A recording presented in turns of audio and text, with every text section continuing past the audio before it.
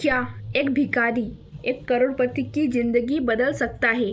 सुनने में थोड़ा अजीब लगता है, लेकिन इस कहानी में एक भिखारी ने एक करोड़पति की कुछ ऐसी बात बताई जिससे करोड़पति की पूरी सोच ही बदल गई। हेलो एवरीवन, मैं भूमिका जाधव आज आपके लिए एक ऐसी इंटरेस्टिंग सी करोड़पति विशेष एक भिखारी की स्टोरी लेकर आई हूँ।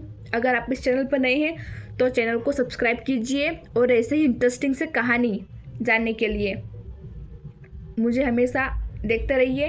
नई नई इंटरेस्टिंग सी कहानी आपके लिए लेके आती हूँ। सो लेट्स स्टार्ट करते हैं कि ऐसी इंटरेस्टिंग सी कहानी है। एक शहर में एक राजेश नाम का आदमी रहता था, जो दुनिया का सबसे करोड़पति व्यक्ति था। उसके पास घर, बंगला, गाड़ी, किसी भी बात की कुछ भी कमी नहीं थी। लेकिन अजीब बात यह है कि वह हमेशा परेशान रहता था। वो परेशान, चिंतित हमेशा रहता था। वहीं उसी शहर में एक भिखारी था जिसके पास कुछ भी नहीं था, फिर भी वह हर समय खुश रहता था, हैप्पी रहता था। आज हम जानेंगे कि कैसे एक भिखारी ने राजेश की मतलब करोड़पति की सोच बदल दी और उसको एक खुशी दी। राजेश का दिन हमेशा की तरह शुरू होता है। वह ऑफिस जाता है, कुछ मीटिंग वगैरह होती है और उसके जो काम होते हैं वो करता है। उसे लगे कि उसके पास सब कुछ था, लेकिन फिर भी उसके मन में कभी भी शांति नहीं थी। वहीं पर सड़कों पर एक भिखारी हमेशा हर सुबह मुस्कुराता रहता था और खुश रहता था, और छोटी छोटी खुशियों में वह आनंद ढूंढ लेता था। राजेश कार में चलते हुए एक सड़क किनारे एक भिखारी को देखता है। राजेश भिखारी से कहता है, तुम्हारे पास तो कुछ भी नहीं है, फिर भी तुम इतने खुश, इतने हैप्पी क्यों हो और कैसे हो? मुझे इसका राज बताइए। फिर भिखारी ने मुस्कुराते हुए कहा, जनाब, मैं सब कुछ खो चुका हूँ, घर, पैसे, चीज़ें, लेकिन मैं अपना मन और खुशियाँ को हमेशा नहीं खोया। खुशी बाहर की चीज़ों में नहीं होती, खुशी हमारे दिल में होती है। क्या आपको लगता है कि किस तरह भिखारी ने करोड़पति को जिंदगी का सबसे ज़रूरी पार्ट पढ़ाया? तो एंड तक ये स्टोरी ज़रूर देखिए।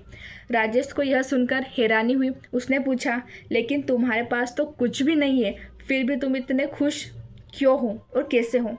मैं लाखों कमाता हूँ, घर में रहता हूँ, सब किसी बात की मेरे पास कमी नहीं है, फिर भी चैन से मैं सो नहीं पाता हूँ भिखारी, क्योंकि मैं उन चीज़ों का शिकार नहीं हूँ जो मुझे दुख देती है। मैं अपने पास जो है उसी में ध्यान देता हूँ और उसी में खुश रहता हूँ। बाहर की दौलत कभी मुझे खुश नहीं कर सकती।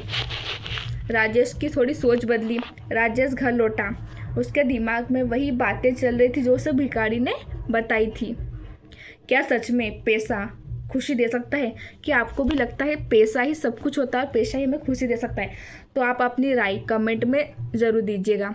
उस रात राजेश अपने कमरे की खिड़की के पास बैठा और आसमान को देख रहा था।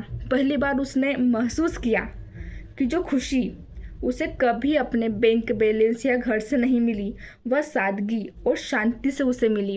राजेश फिर भिखारी को अगले दिन जाता है, ढूंढता है, लेकिन वह नहीं मिलता। सिर्फ एक कटोरा और एक नोट मिलता है। भगवान को अगर हमें कोई बात समझानी होती है और महसूस करानी होती है तो वह किसी ना किसी रूप में तो आ ही जाता है। कि आपके साथ भी ऐसा कभी हुआ कि आप कुछ सोच रहे हो और ऐसा कोई व्यक्ति आ जाता है कि अपनी सोच ही पूरी बदल जाती है?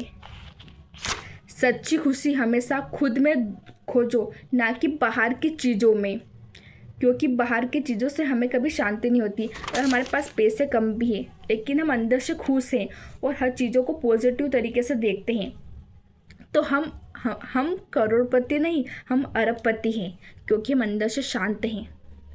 राजेश ने समझ लिया कि दौलत, नाम और इज्जत सिर्फ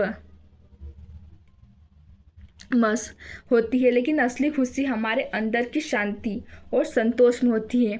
इस कहानी से हमें यह सीख मिलती है कि खुशी का आधार पैसा नहीं, चीज़ें नहीं होती, बल्कि हमारी सोच और दिल की शांति होती है। आपके पास कितना है यह नहीं रखता। मायने रखता है कि आप अपने अंदर कितना संतोष, कितनी खुशी और भगवान पे कितना ट्रस्ट करते हैं, वो भी बहुत चीज़ मायने रखती है। अगर आपको यह कहानी पसंद आई हो और आपको करोड़पति विशेष भिखारी में क्या अच्छा लगा, किसकी सोच आपको पॉजिटिव और किसकी सोच सकारात्मकता की ओर लगी, आप कमेंट में कर सकते हैं। और ऐसी प्रेरक कहानी के लिए चैनल को सब्सक्राइब कीजिए। एक बात मैं बोलकर अपनी वाणी को विराम देना चाहती हूँ। कभी कभी ज़िंदगी की सबसे बड़ी सीख हमें उस इंसान से मिलती है जिससे हम सोच नहीं सकते कि हमें कुछ लाइफ में सिखा सकता है।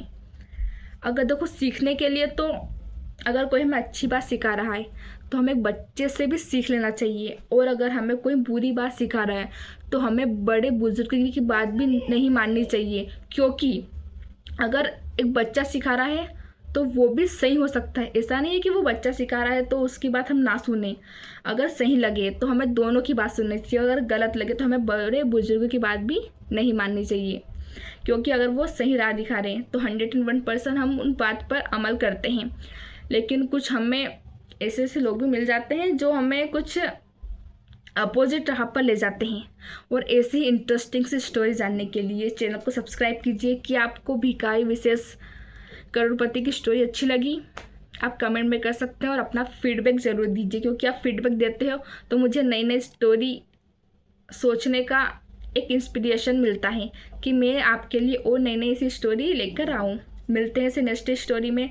चैनल को सब्सक्राइब कीजिए। अगर आप इंग्लिश भी सीखना चाहते हो तो चैनल को ज़रूर सर्च कीजिए। आपको ऐसे इंटरेस्टिंग से 1 मिनट में 5 इंग्लिश के वर्ड में भी मैं सिखाती हूँ, वो सीरीज़ भी मेरी लगातार चल रही है। Wish you all the best.